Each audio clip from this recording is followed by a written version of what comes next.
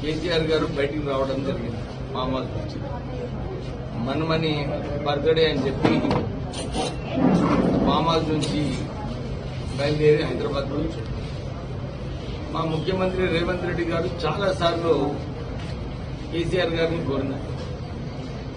కాళేశ్వరంలో ఈ బ్యారేజెస్ కుంటుకోవడము, రైతుల సమస్య, ఇవన్నీ సమస్యలపైన మీరు వచ్చి మాట్లాడాలి, చర్చిస్తాము, మనం ఏదో ఒకటి ప్రజలకు మేలయ్యేలాగా నిర్ణయాలు తీసుకుందామంటే ప్రజల సమస్యల పైన అయితే కేసీఆర్ గారు రాలేదు. మేము ఇదే కోరుతున్నాము, మీరు ప్రజల సమస్య ఏదైతే ఉన్నదో దానిపైన రావాలి.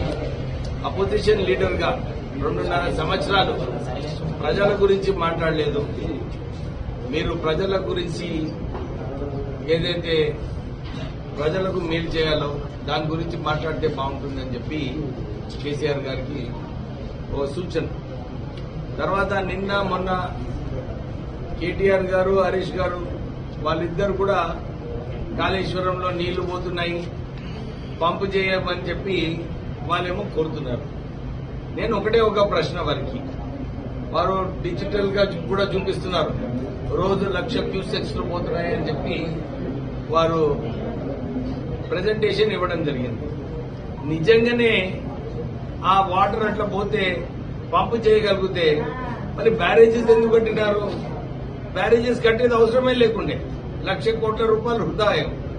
వారు ఇంజనీర్లు కాదు, కేసీఆర్ గారు కూడా ఇంజనీర్ కాదు, కానీ వారు ఇంజనీర్ లెక్క రాత్రిపూట నేనే 77,000 పుస్తకాలు చదివి నేనే కాళేశ్వరంని డిజైన్ చేసి ఈ కుంగిపోవడం అంటే 1,00,000 కోట్ల రూపాయలు ఖర్చు పెట్టి బ్యారేజెస్ కుంగిపోవడం అంటే నిజంగా ప్రజల సొమ్ము ఎంత దుర్వినియోగం అయిందో మనకు అర్థమవుతుంది.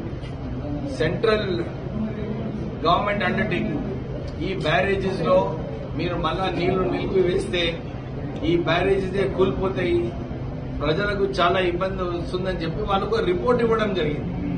నేను ఇదే కోరుతున్నాను, నిజంగా దీనికి పంపు చేసే అవసరం ఉంటే మీరు పోయి ఢిల్లీలో పోయి కూర్చొని సెంట్రల్ గవర్నమెంట్ అండర్టేకింగ్ నుంచి పర్మిషన్ తీసుకురండి.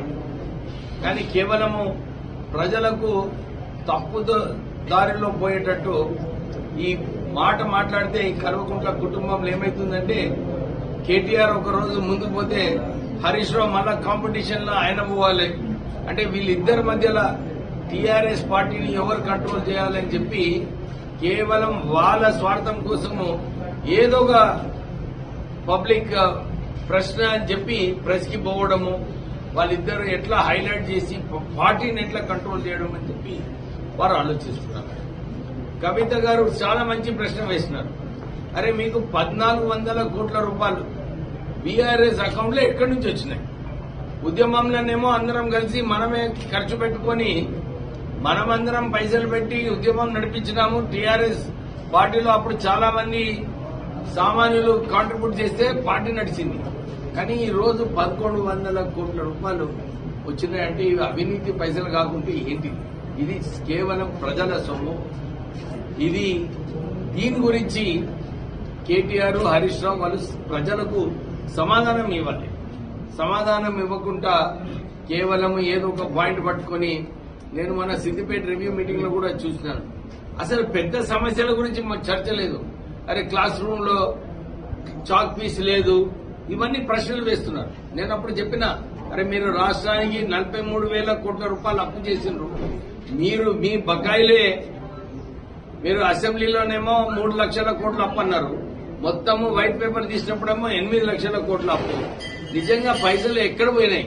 ఇవన్నీ కూడా టీఆర్ఎస్ పార్టీ నాయకులు, కల్వకుంట్ల కుటుంబం వాళ్ళందరూ ఆస్తులు పెంచడంలో కమిషన్లు దోచుకొని ఇవన్నీ కూడా టీఆర్ఎస్ హయాంలో అయింది. నేను వారికి ఇదే కోరుతున్నాను, మీరు ఈ ఎల్లీలో ఉండడం వలన ప్రజలకు ఇబ్బంది ఉంది. అందరూ కూడా దీన్ని ఎట్లా ఆలోచించి ప్రజలకు మనము ఒక మంచి ప్రపోజల్ ఎట్లా చేయాలి అని చెప్పి దీని గురించి చర్చకు ముందుకు రండి. చర్చించిన తర్వాత రాష్ట్ర ప్రభుత్వం డెఫినెట్లీ సరైన నిర్ణయం ప్రజలకు ఏదైతే మేలవుతుందో అలాంటి నిర్ణయాలు తీసుకుందామని చెప్పి మనకు సూచన. తర్వాత సిరిసిల్లలో నిజంగా చాలా సంతోషం అనిపించింది. ఈ రోజు మా నాయకులందరూ కూడా చెప్పినారు, సార్ 3,500 ఇందిరమ్మ ఇళ్లలో 2,500 ఇళ్లు ఆల్రెడీ కట్టడం జరిగింది. ఇంకా వేగవంతంగా 1000 ఇళ్లు పని నడుస్తుంది. తర్వాత మళ్ళొక 2,000 ఇళ్లు ఈ సంవత్సరము మన సిరిసిల్ల నియోజకవర్గానికి వచ్చింది. టీఆర్ఎస్ హయాంలో కేవలము ఓట్ల కోసము మేము డబుల్ బెడ్రూమ్ ఇల్లు ఇస్తాము, డబుల్ బెడ్రూమ్ ఇల్లు కడుతున్నామని చెప్పి వాళ్ళు చేస్తారు. కానీ కాంగ్రెస్ పార్టీ వచ్చిన తర్వాత ఇంతకుముందు ఇప్పుడే మా స్నేహితులందరూ కూడా చెప్పినారు, 1970లో ఇందిరాగాంధీ టైంలో అప్పుడు ఇందిరమ్మ ఇల్లులు ఇచ్చినారు. మళ్ళా 2012లో కాంగ్రెస్ ప్రభుత్వం ఉన్నప్పుడు ఇందిరమ్మ ఇల్లులు ఇచ్చినారు. మళ్ళీ ఒకసారి రాష్ట్ర వ్యాప్తంగా 2 లక్షల కన్నా పైన ఇందిరమ్మ ఇల్లులు కట్టడం జరిగింది. ఇంకా వచ్చే సంవత్సరంలో పెంకెటిల్లు లేకుండా మన తెలంగాణలో అన్ని చోట్ల కూడా మనము ఇల్లు ఇవ్వడం జరుగుతుంది. తర్వాత మా మినిస్ట్రీలో అడ్వాన్స్ టెక్నాలజీ సెంటర్స్ స్థాపించడం జరిగింది. ఈ రోజే టామ్కామ్ ద్వారా సార్ నేను జర్మనీ పోతా అని చెప్పి ఒక మా సోదరుడు కొడుకు వచ్చి వారికి రిక్వెస్ట్ చేయడం జరిగింది.